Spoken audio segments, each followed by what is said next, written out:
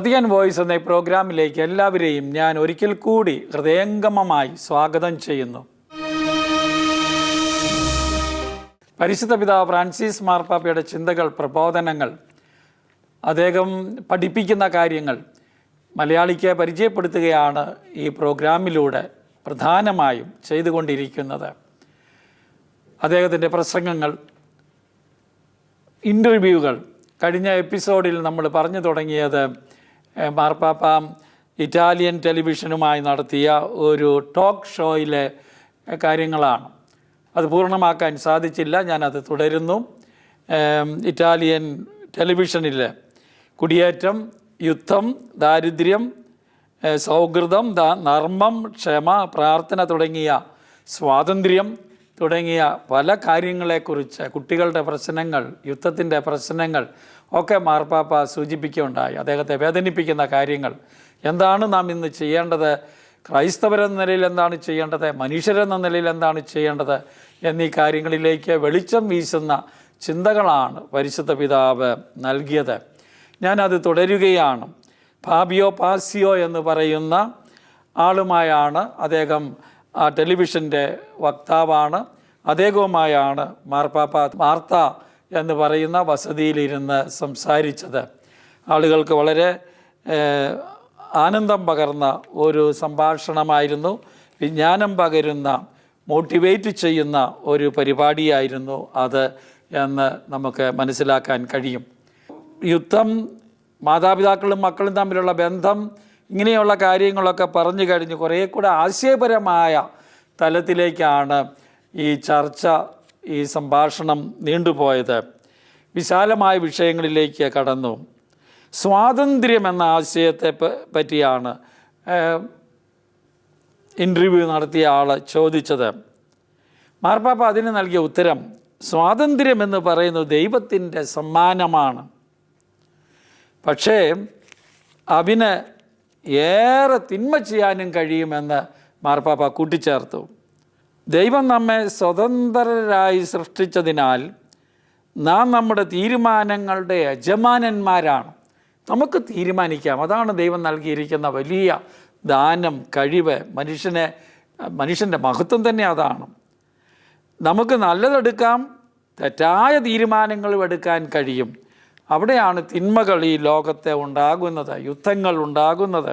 ദൈവത്തിൻ്റെ ക്ഷമ, കാരുണ്യം, അല്ലെങ്കിൽ മനുഷ്യനോട് ക്ഷമ അർഹിക്കാത്ത ആരെങ്കിലും ഉണ്ടോ? മാർപ്പാപ്പയുടെ ഉത്തരം ഇങ്ങനെയായിരുന്നു. മാർപ്പാപ്പ പറഞ്ഞാൽ ചിലരെ ഞെട്ടിച്ചേക്കാം ഞാൻ ഈ പറയുന്നത്.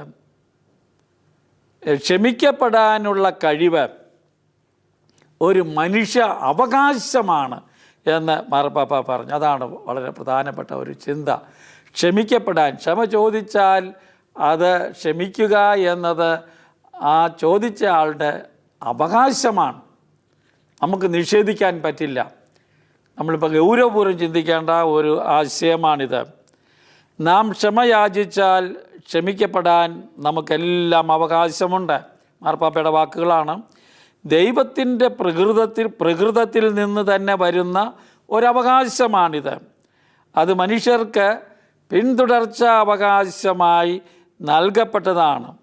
ക്ഷമ ചോദിക്കുന്നവന് ക്ഷമിക്കപ്പെടാൻ അവകാശമുണ്ടെന്ന് നാം മറന്നിരിക്കുന്നു. ചിലർ പറഞ്ഞേക്കാം, എന്താ പറയുക, നീ തെറ്റ് ചെയ്തു, നീ അതിന് വില നൽകണം. അപ്പോൾ അല്ല, നിങ്ങൾക്ക് ക്ഷമിക്കപ്പെടാനുള്ള അവകാശമുണ്ട്. സമൂഹത്തോട് നിങ്ങൾ കടപ്പെട്ടിരിക്കുന്നുവെങ്കിൽ അത് വീട്ടാൻ നിങ്ങൾക്ക് വഴി കണ്ടെത്താം. പക്ഷേ ക്ഷമയോടുകൂടി മാത്രം. തെറ്റ് ചെയ്തിട്ടുണ്ടെങ്കിൽ അതിന് പരിഹാരം സമൂഹം നിർദ്ദേശിക്കാം. സമൂഹത്തോടൊരു കടപ്പാടുണ്ട് അതിന് പരിഹാരം ചെയ്യാൻ. പക്ഷേ ക്ഷമ കൊടുത്തുകൊണ്ട് അത് നേടിയെടുക്കാൻ സാധിക്കുകയുള്ളൂ.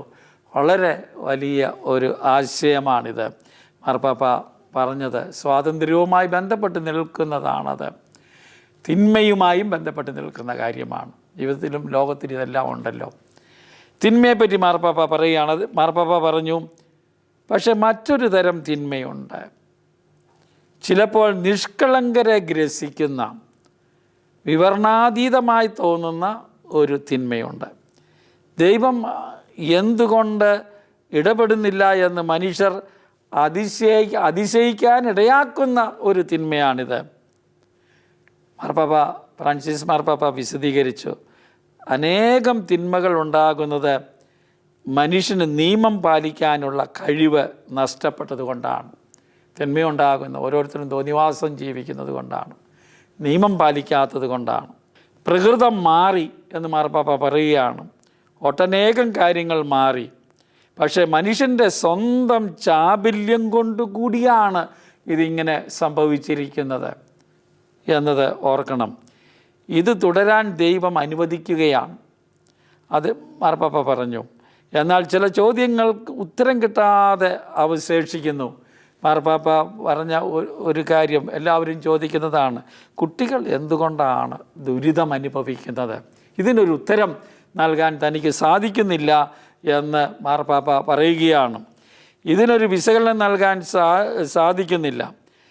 എനിക്ക് വിശ്വാസമുണ്ട്,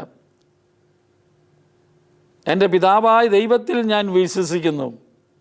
പക്ഷെ ഞാൻ സ്വയം ചോദിക്കുന്നു, പക്ഷേ കുട്ടികൾ എന്തുകൊണ്ട് ദുരിതം അനുഭവിക്കുന്നു? അവനെനിക്ക് ഉത്തരമില്ല. അവിടുന്ന് ശക്തനാണ്, ദൈവം ശക്തനാണ്. അതേ സ്നേഹത്തിൽ സർവശക്തനാണ്. നേരെ മറിച്ച് അസൂയ മൂലം ലോകത്തിൽ തിന്മ വിതച്ച മറ്റൊരുവൻ്റെ കരങ്ങളിലാണ് വിദ്വേഷവും വിനാശവും. പിശാചിനെ പറ്റിയാണ് അത് പറയുന്നത്. അവനാണ് ഇത് വരുത്തുന്നത് എന്ന് മാർപ്പാപ്പ സൂചിപ്പിക്കുന്നു.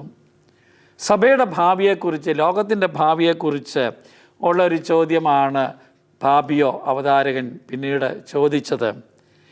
ലോകത്തിൻ്റെയും സഭയുടെയും ഭാവി അഭിമുഖത്തിൻ്റെ ഒരു നല്ല ഭാഗം എടുത്തു എന്ന് വേണമെങ്കിൽ പറയാം. അത് ചുരുക്കമായി ഞാൻ പറയാം.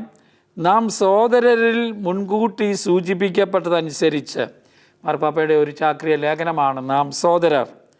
അതിൽ മാർപ്പാപ്പ സൂചിപ്പിച്ചതുപോലെ ലോകത്തിൻ്റെ ഭാവി സമ്പദ് വ്യവസ്ഥകളുടെ കേന്ദ്രത്തിൽ മനുഷ്യരാശിയും തിരഞ്ഞെടുപ്പുകളും ഉൾപ്പെടുന്നതാണ്. അതാണ് മാർപ്പാപ്പ പറയുന്നത്. സമ്പദ് വ്യവസ്ഥകളുടെ കേന്ദ്രത്തിൽ മനുഷ്യരാശിയും തിരഞ്ഞെടുപ്പുകളും ഉൾപ്പെടുന്നതാണ്. ഉത്തമ ആശയങ്ങളുള്ള രാഷ്ട്രത്തലവന്മാരുമായി മാർപ്പാപ്പ പങ്കുവയ്ക്കുന്ന ഒരു മുൻഗണനയാണ് ഇത് എന്ന് അദ്ദേഹം പറഞ്ഞു. മാർപ്പാപ്പ ഇത് പറഞ്ഞിട്ടുണ്ട് ആളുകളോട്, എന്തെങ്ങനെയാണ് പോകേണ്ടത് എന്ന കാര്യം. ഇവ എന്തായാലും രാഷ്ട്രീയ സാമൂഹിക വ്യവസ്ഥീകരണവുമായി ഏറ്റുമുട്ടലുണ്ടാകുന്ന ഒരു കാര്യമാണിത്. ലോക രാഷ്ട്രീയത്തിൽ പോലും ഇതുണ്ടാകുന്നുണ്ട്. സദുദ്ദേശങ്ങൾക്ക് അവ അവസാനം കുറിക്കുന്നു. ഇവ സമൂഹത്തിലും ജനങ്ങളിലും ഉത്തരവാദിത്വം വഹിക്കുന്നവരിലും സമ്മർദ്ദമുളവാക്കുന്നുണ്ട്. തുടർന്ന് നിങ്ങൾ ഒട്ടേറെ ഒത്തുതീർപ്പ് ചർച്ചകൾ നടത്തേണ്ടി വരുന്നു. നമ്മളെടുക്കുന്ന തീരുമാനങ്ങളുടെ ഫലമായിട്ടാണ് ഭാവി മോശമാകുന്നത്. രാഷ്ട്രങ്ങളുടെ തിരഞ്ഞെടുപ്പുകൾ എല്ലാം തെറ്റായി എടുത്തിട്ട് പിന്നെ ഒത്തുതീർപ്പുകളിലൂടെ മുന്നോട്ട് പോകുന്ന ഒരവസ്ഥയാണുള്ളത്. ഉത്തമമായ തീരുമാനങ്ങൾ, എല്ലാവരും സഹോദരരാണ് എന്ന ചിന്തയോടെയുള്ള തീരുമാനമെടുക്കൽ, അതാണ് സർവപ്രധാനം. അപ്പോൾ ഇതാണ് ലോകത്തിലെ ഭാവിയെക്കുറിച്ചുള്ള മാർപ്പാപ്പയുടെ. യുദ്ധത്തിന് വേണ്ടി ഒരു തീരുമാനം എടുത്താൽ ലോകത്തിൻ്റെ ഭാവി അപകടകരമാണ്. ന്യൂക്ലിയർ ആയുധങ്ങളെല്ലാം സംഭരിച്ച് വച്ചിരിക്കുന്നു. പരസ്പരം വിദ്വേഷത്തോടെ കണ്ടാൽ, ഇപ്പോൾ സഹോദരരെ പോലെ കാണാൻ ഉള്ള നിലപാടിലേക്കാണ് ലോകം നീങ്ങേണ്ടത് നല്ല ഭാവിക്ക് എന്ന് മാർപ്പാപ്പ പറയുന്നു. സഭയുടെ ഭാവിയെക്കുറിച്ച് പരാമർശിക്കുമ്പോൾ ഫ്രാൻസിസ് മാർപ്പാപ്പ പോളാറാമൻ രൂപരേഖ തയ്യാറാക്കിയ സുവിശേഷ പ്രഘോഷണം എന്ന അപ്പസ്തോലിക ഉത്ബോധനം ആണ് എടുത്തു കാട്ടിയത്. അതിൽ പറഞ്ഞിരിക്കുന്ന തത്വങ്ങൾക്കനുസരിച്ച് ജീവിക്കണം. അത് തൻ്റെ സുവിശേഷത്തിൻ്റെ ആനന്ദം ഫ്രാൻസിസ് മാർപ്പാപ്പയുടെ ആദ്യത്തെ രേഖയാണ്. അതിൽ പ്രത്യേകിച്ച് തീർത്ഥാടനത്തിലിരിക്കുന്ന സഭയ്ക്ക് ഒരു പ്രചോദനമായി നൽകിയിരിക്കുന്നതാണ്. അതിൽ പറയുന്ന കാര്യങ്ങളും നടപ്പാക്കുന്നത് വഴിയാണ് സഭയുടെ ഭാവി വളരെ പ്രശോഭിതമാകുന്നത്. ഇന്ന് നാം സഭ നേരിടുന്ന ഏറ്റവും വലിയ തിന്മ, മാർപ്പാപ്പ ആ രേഖയിൽ തന്നെ പറഞ്ഞിട്ടുണ്ട്, ഇപ്പോഴും പറയുകയാണ്, ആത്മീയ ഭൗതികതയാണ്. ഒരു വാക്കാണ് ആത്മീയതയും ഭൗതികതയും. ആത്മീയതയുടെ തലത്തിൽ വന്നിരിക്കുന്ന ഭൗതികതയാണ്. തുടർന്ന് അത് ഒരു മോശം കാര്യത്തിനിടയാക്കുന്നു എന്നും മാർപ്പാപ്പ പറഞ്ഞു. പൗരോഹിത്യപരതയ്ക്ക് അത് കാരണമാകും. അത് സഭയുടെ ഒരു വൈകൃതമാണ് എന്ന് മാർപ്പാപ്പ പറയുന്നു. കടുപ്പമുള്ള വാക്കുകളാണ് അദ്ദേഹം ഉപയോഗിക്കുന്നത്. സങ്കുചിതത്വത്തിൽ ദൃശ്യമാകുന്ന പൗരോഹിത്യപരതയെ അദ്ദേഹം പ്രത്യേകം ചൂണ്ടിക്കാണിച്ചു. സങ്കുചിത മനസ്ഥിതിയോടെയുള്ള പെരുമാറ്റങ്ങളെ, നമുക്കറിയാം ഹിപ്പോക്രസി പോലുള്ള പ്രവർത്തനങ്ങളെ.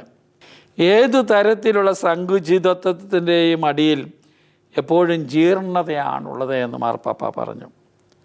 ഇന്ന് സഭയിലുള്ള ഹീനമായ കാര്യങ്ങളിൽ സങ്കുചിതത്വമുള്ള ആശയപരമായി സങ്കുചിത സ്ഥാപനങ്ങളാണ്. സങ്കുചിതത്വമുള്ള ആശയപരമായി സങ്കുചിത സ്ഥാപനങ്ങളാണുള്ളത് എന്ന് മാർപ്പാപ്പ ചൂണ്ടിക്കാട്ടുകയാണ്. അപ്പോൾ സുവിശേഷത്തിൻ്റെ സ്ഥാനം എടുക്കുന്നവയാണ്. അപ്പോൾ സുവിശേഷത്തിൻ്റെ സ്ഥാനമെടുത്ത് സങ്കുചിതമായ മനസ്ഥിതിയോടെ പ്രവർത്തിക്കുന്നു. അജപാലന മനോഭാവങ്ങൾ സംബന്ധിച്ച് ഞാൻ 2 കാര്യങ്ങൾ മാത്രം സൂചിപ്പിക്കട്ടെ എന്ന് പറഞ്ഞു. മാർപ്പാപ്പ അത് ആനന്ദിച്ചാഹ്ലാദിക്കുവിൻ വിശുദ്ധിയെക്കുറിച്ച് പഠിപ്പിച്ച രേഖയിലും എടുത്തു പറഞ്ഞിട്ടുള്ളതാണ്. അജ്ഞേയവാദം അതാണ് ഒന്ന്. മാർപ്പാപ്പ പറയാണ്. മറ്റൊന്ന് പെലാജിയനിസം. ഇത് വളരെ പഴയതാണ് എന്നും സൂചിപ്പിക്കുകയാണ്. പെലാജിയനിസത്തെ അദ്ദേഹം ഇങ്ങനെ വ്യാഖ്യാനിക്കുന്നു. മാർപ്പാപ്പ കാണുന്നത് ഇങ്ങനെയാണ്: സ്വശക്തിയാൽ ഞാൻ മുന്നേറും എന്ന് വിശ്വസിക്കുന്ന ഒരു നിലപാടാണ്. എനിക്ക് ദൈവത്തെ കൂടാതെ എല്ലാം ചെയ്യാൻ പറ്റും എന്ന നിലപാടാണത്. നേരെ മറിച്ച് സഭ എങ്ങനെയാണ് പോകേണ്ടത്? ദൈവശക്തിയാൽ മുമ്പോട്ട് പോകുന്നു. ഈ ബോധ്യമാണ് സഭയിലുള്ള എല്ലാവർക്കും, അധികാരികൾക്കും വിധേയർക്കും ഉണ്ടാകേണ്ടത്. ദൈവത്തിൻ്റെ കരുണ, പരിശുദ്ധാത്മാവിൻ്റെ ശക്തി എന്നിവ കൊണ്ടാണ് സഭ മുന്നോട്ട് പോകുന്നത്. അതിലാശ്രയിച്ച് സഭയ്ക്ക് മുന്നോട്ട് പോകാൻ സാധിക്കുകയുള്ളൂ. സ്വന്തം ശക്തിയാൽ പറ്റില്ല. രണ്ടാമത്തെ കാര്യം, അജ്ഞേയവാദത്തെ ഒരുതരം മിസ്റ്റിസിസമായിട്ടാണ് മാർപ്പാപ്പ വിവരിച്ചത്. ദൈവത്തെ കൂടാതെ ദൈവമില്ലാത്തൊരാധ്യാത്മികത, ആത്മീയത, ശുഷ്കമായ ആത്മീയതയാണിത്.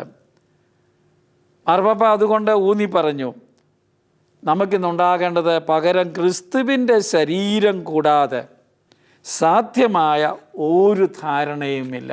ക്രിസ്തുവിൻ്റെ ശരീരം കൂടാതെ സാധ്യമായ വീണ്ടെടുപ്പില്ല. മാർപ്പാപ്പ നമ്മളെ ഓർമ്മിപ്പിക്കുകയാണ്. അദ്ദേഹം ഈ ആശയം വളരെ വിശദമായി ആനന്ദിച്ചാഹ്ലാദിക്കുമെന്ന ആ രേഖയിൽ സൂചിപ്പിച്ചിട്ടുണ്ട്. ശരീരം സ്വീകരിച്ച വചനത്തിൻ്റെ കേന്ദ്രത്തിലേക്ക് നാം വീണ്ടും മടങ്ങി വരണം. ഒരിക്കൽ കൂടി ഇനി തിരിച്ചു വരണം. ശരീരം സ്വീകരിച്ച വചനത്തിൻ്റെ വചനത്തിലേക്കാണ് തിരിച്ചു വരേണ്ടത്. അത് സഭയുടെ ഭാവി കുരിശിൻ്റെ വിവാദത്തിൽ ശരീരം സ്വീകരിച്ച വചനത്തിൽ സ്ഥിതി ചെയ്യുന്നു. ക്രിസ്തുവിലാണ് സ്ഥിതി ചെയ്യുന്നത്.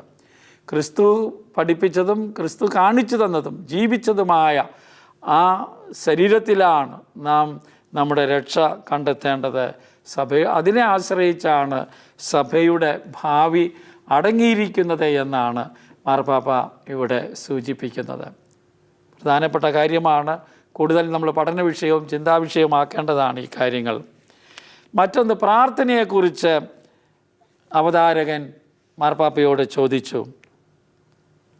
അതിൻ്റെ പ്രാധാന്യം എടുത്തു കാട്ടാനായി മാർപ്പാപ്പ പരിശ്രമിച്ചു. ശക്തിയില്ല, പരിമിതപ്പെട്ടു എന്ന് തോന്നുമ്പോൾ ഒരു കുട്ടി ചെയ്യുന്നതാണ് പ്രാർത്ഥന. ഒരു കുട്ടി അതിൻ്റെ ബലഹീനതയിൽ, അതിൻ്റെ ശക്തിയില്ലായ്മയിൽ ചെയ്യുന്ന കാര്യമാണ് പ്രാർത്ഥന എന്ന് മാർപ്പാപ്പ വിശദീകരിക്കുകയാണ്. ഡാഡി മമ്മി എന്ന ഒരു കുട്ടി ഉറക്കെ വിളിക്കുന്നത് പോലെ നമ്മുടെ പരിമിതികൾ, ആവശ്യങ്ങൾ, നമ്മുടെ പാപങ്ങൾ തിരിച്ചറിയലാണ് പ്രാർത്ഥന എന്നാണ് ഫ്രാൻസിസ് മാർപ്പാപ്പ നമ്മെ പഠിപ്പിക്കുന്നത്.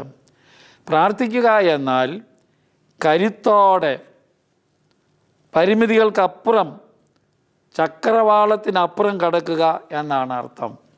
അതാണ് പ്രാർത്ഥന. പ്രാർത്ഥിക്കുക എന്നാൽ കരുത്താണ്. അവിടെ നമ്മൾക്ക് അത് കരുത്ത് തരുന്നതാണ്. പരിമിതികൾക്കപ്പുറം പോകാൻ സഹായിക്കുന്നതാണ്. ചക്രവാളത്തിനപ്പുറം പോകുന്നതാണ്. നാം ക്രൈസ്തവർക്ക് പ്രാർത്ഥന എന്നാൽ ഡാഡിയുമായുള്ള നേർക്കാഴ്ചയാണ്. അപ്പച്ചൻ പിതാവുമായുള്ള ആ കൂടിക്കാഴ്ചയാണ്. അതാണ് പ്രാർത്ഥന. നമ്മുടെ പ്രാർത്ഥനകളെല്ലാം അതിലേക്ക് നയിക്കണം. വെറും ഒരു ഫോർമൽ പ്രെയർ ചൊല്ലിത്തീർക്കലല്ല എന്ന കാര്യം ഇവിടെ പരിശുദ്ധ പിതാവ് ഓർമ്മിപ്പിക്കുകയാണ്. കർത്താവിൻ്റെ മുമ്പിൽ അദ്ദേഹം എപ്പോഴും ഒത്തിരി പ്രാർത്ഥിക്കുന്ന ഒരു മനുഷ്യനാണ്. രാവിലെ 1 മണിക്കൂർ ആരാധന ദിവ്യകാരുണ്യത്തിൻ്റെ മുമ്പിൽ. ഇത്രയും തിരക്കുള്ള മനുഷ്യൻ അതിൻ്റെ സമയം കണ്ടെത്തുന്നു. അവിടെ ചിലപ്പോൾ ഉറങ്ങിപ്പോകുന്നു. മാർപ്പാപ്പ ഒരിക്കൽ പറഞ്ഞത് ഞാൻ ഓർക്കുന്നു. ഈ കുട്ടി ഡാഡിയുടെ മറുപടിക്കായി കാത്തു നിൽക്കുന്നില്ല. ഡാഡി ഏതെങ്കിലും ചോദിച്ചു, ഡാഡി ഉത്തരം പറയാൻ തുടങ്ങുമ്പോൾ അവൻ മറ്റൊരു ചോദ്യത്തിലേക്ക് പോകും. കുട്ടികൾ അങ്ങനെയാണല്ലോ. മാർപ്പാപ്പ ഊന്നി പറഞ്ഞു, അതാണ് കുട്ടികളുടെ സ്വഭാവം. കുട്ടിക്ക് വേണ്ടത് ഡാഡിയുടെ ദൃഷ്ടി തൻ്റെ മേലുണ്ടായിരിക്കണം, തന്നെ നോക്കണം എന്നതാണ്. വിശദീകരണം എന്താണെന്നത് പ്രസക്തമല്ല കുട്ടിക്ക്. ഡാഡി തന്നെ നോക്കുന്നുണ്ട് എന്നത് മാത്രമേ പ്രസക്തമായിട്ടുള്ളൂ കുട്ടിയെ സംബന്ധിച്ചിടത്തോളം. അവൻ സുരക്ഷിതത്വം നൽകുന്നു എന്ന ഉറപ്പ്. ഡാഡിയാണ് അവന് സുരക്ഷിതത്വം നൽകുന്നത്. പ്രാർത്ഥന ഇതിൻ്റെ എല്ലാം അംശം കുറേശ്ശെ കലർന്നതാണ് എന്ന് പറഞ്ഞാണ് ഈ ചോദ്യത്തിന് മാർപ്പാപ്പ മറുപടി നൽകിയത്. ഇതാണ് പ്രാർത്ഥന. മാർപ്പാപ്പയെ വ്യക്തിപരമായി സ്പർശിക്കുന്ന ചോദ്യത്തിലേക്കാണ് അവതാരകൻ ഫാബിയോ ചെന്നത്. അങ്ങേക്ക് ഏകാന്തത അനുഭവിക്കാൻ ഇടയായിട്ടുണ്ടോ? ഇതാണൊരു ചോദ്യം, വ്യക്തിപരമായ ചോദ്യമാണ്. ഫാസിയോ ചോദിച്ചു, അങ്ങേക്ക് യഥാർത്ഥ സ്നേഹിതരുണ്ടോ? ഫ്രാൻസിസ് മാർപ്പാപ്പ ഉറച്ച മറുപടി നൽകി, ഉണ്ട്, ഉവ്വ്, എന്നെ സഹായിക്കുന്ന സ്നേഹിതർ എനിക്കുണ്ട്. എൻ്റെ ജീവിതം സാധാരണ ഒരു മനുഷ്യനെ പോലെ അവർക്കറിയാം. ഉറ്റ സ്നേഹിതരെക്കുറിച്ചാണ് അദ്ദേഹം പറയുന്നത്. ഞാൻ കുഴപ്പമില്ലാത്തവനല്ല എന്നതിനർത്ഥമില്ല. എനിക്ക് എൻ്റേതായ പോരായ്മകളുണ്ട്, അതവർക്ക് നന്നായി അറിയാം. അപ്പം പോരായ്മകൾ അറിയുന്നവൻ സ്നേഹിതൻ എന്ന് പറയുന്നത് അതാണല്ലോ, നമ്മളെ നന്നായി അറിയുന്നവനാണ് അദ്ദേഹം. ഇതാണ് മാർപ്പാപ്പ. ഞാൻ പാപ്പാ വസതികളിൽ പോയി താമസിക്കാത്തതിനുള്ള കാരണങ്ങളിലൊന്ന് ഇതാണ്. മാർപ്പാപ്പ ഇപ്പോഴും ഗസ്റ്റ് ഹൗസിലാണ് താമസിക്കുന്നത്, നമുക്കറിയാമല്ലോ, സാൻ മാർത്ത. അവിടെ തന്നെ താമസിക്കുന്നതിൻ്റെ കാരണം എന്താണ്? മാർപ്പാപ്പയുടെ വലിയ പാലസിലേക്ക് പോയിട്ടില്ല. പോകാത്തതിൻ്റെ കാരണം പറയുകയാണ്. മുമ്പ് ഇവിടെ ഉണ്ടായിരുന്ന മാർപ്പാപ്പന്മാർ വിശുദ്ധരായിരുന്നു.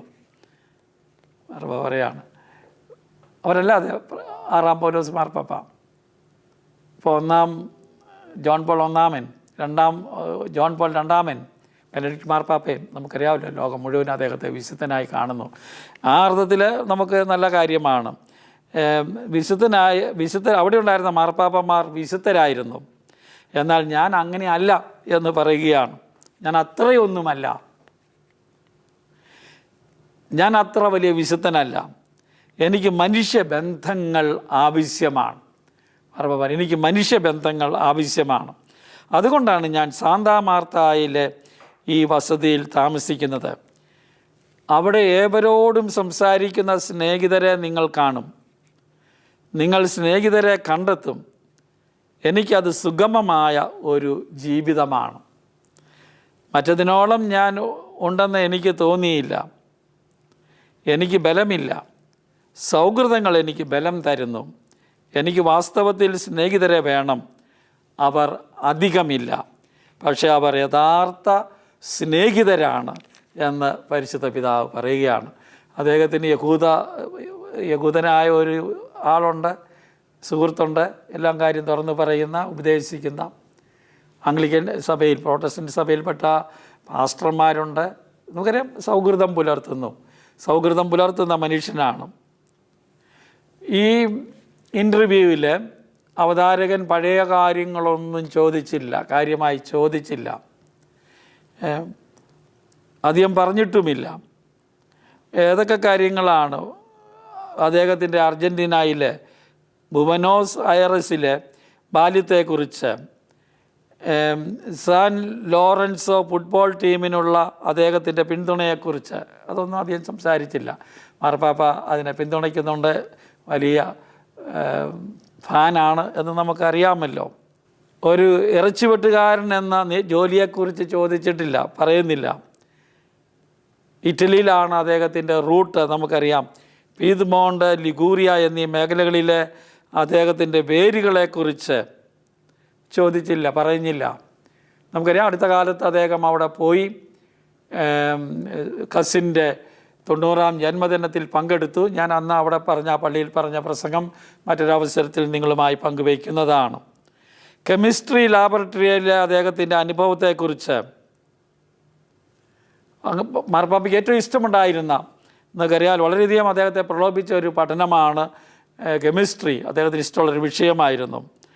പക്ഷേ അതിൻ്റെ മുകളിൽ ദൈവവിളി നിൽക്കുന്നു, അതാണ് എടുത്ത് പറഞ്ഞത്. അദ്ദേഹം വൈദികനാകാൻ തീരുമാനിക്കുന്നു. പിന്നീട് മാർപ്പാപ്പയായി തീർന്ന കഥ വരെ. 1990 ജൂലൈ 16-ാം തീയതി കർമ്മല മാതാവിനോട് ടെലിവിഷൻ കാണുകയില്ല എന്ന് ചെയ്ത പ്രതിജ്ഞയും മാർപ്പാപ്പ പ്രത്യേകം എടുത്തു പറഞ്ഞു. 1990 ജൂലൈ 16-ാം തീയതി കർമ്മല മാതാവിനോടാണ് ടെലിവിഷൻ കാണുകയില്ല. ഞാൻ TV കാണാറില്ല, മാർപ്പാപ്പ പറഞ്ഞു. ഞാനതിനെ അപലപിക്കുന്നത് കാരണമല്ലത്, അപലപിക്കുന്നത് കൊണ്ടാണ്, അത് മോശമാണ് എന്നതുകൊണ്ടല്ലത്. മാർപ്പാപ്പ തൻ്റെ സംഗീത പ്രേമത്തെക്കുറിച്ച്, പ്രത്യേകിച്ച് ക്ലാസിക്കൽ സംഗീതത്തോടുള്ള താല്പര്യത്തെക്കുറിച്ചും കുറേ നേരം സംസാരിച്ചു. മാർപ്പാപ്പ ക്ലാസിക്കൽ സംഗീതം ആസ്വദിക്കുന്ന ആളാണ്. തൻ്റെ നർമ്മബോധത്തെക്കുറിച്ചും സൂചിപ്പിച്ചു.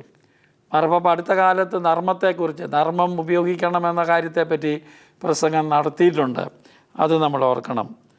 അദ്ദേഹം പറഞ്ഞു, നർമ്മം എന്ന് പറയുന്ന ഏറെ നന്മ വരുത്തുന്ന ഒരു ഔഷധമാണ്. നമ്മളത് ചിന്തിക്കണം. ഏറെ നന്മ വരുത്തുന്ന ഒരു ഔഷധമാണ് നർമ്മം ഉപയോഗിക്കാൻ പറ്റുക. മാർപ്പാപ്പമാരെല്ലാം നർമ്മം ഉപയോഗിച്ചിരുന്നു. ബെനഡിക്റ്റ് 16-ാമൻ മാർപ്പാപ്പ നർമ്മം ഉപയോഗിച്ചിരുന്നു എന്നാണ് നമ്മൾ മനസ്സിലാക്കുന്നത്. ജോൺ പോൾ രണ്ടാമനും മറ്റു മാർപ്പാപ്പമാരും. അത് ജീവിതത്തിന് ഒരു ഔഷധമായി തീരുന്നതാണ്.